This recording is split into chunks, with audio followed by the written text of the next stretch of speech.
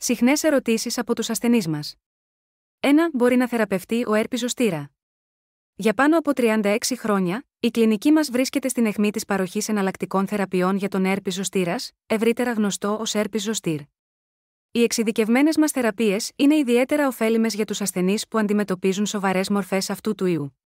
Τέτοιες περιπτώσεις συχνά συνοδεύονται από έντονο πόνο που επιμένει παρά τη χρήση συμβατικών παυσίπονων, οδηγώντας σε αϊπνία και σημαντική σωματική και ψυχική εξάντληση. Η αποτελεσματικότητα των θεραπείων μας επιβεβαιώνεται αυστηρά μέσω αιματολογικών εξετάσεων, εξασφαλίζοντας στους ασθενείς μας την πιο αποτελεσματική φροντίδα. 2. Μπορούμε να βοηθήσουμε με προβλήματα δυσκολιότητας. Στην κλινική μας προσφέρουμε ολοκληρωμένες θεραπείες υδροκολονοθεραπεία για τη δυσκολιότητα, χρησιμοποιώντας σύγχρονο εξοπλισμό. Αυτή η προηγμένη μέθοδος θεραπείας αναγνωρίζεται ευρέως ως ο πιο αποτελεσματικός τρόπος για τον πλήρη καθαρισμό των εντέρων, απομακρύνοντας αποτελεσματικά τις τοξίνες και τα παράσιτα.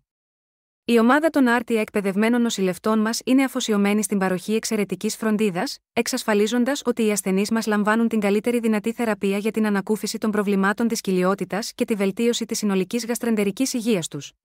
Για περισσότερες πληροφορίες ή για να προγραμματίσετε ραντεβού, παρακαλούμε επικοινωνήστε μαζί μας.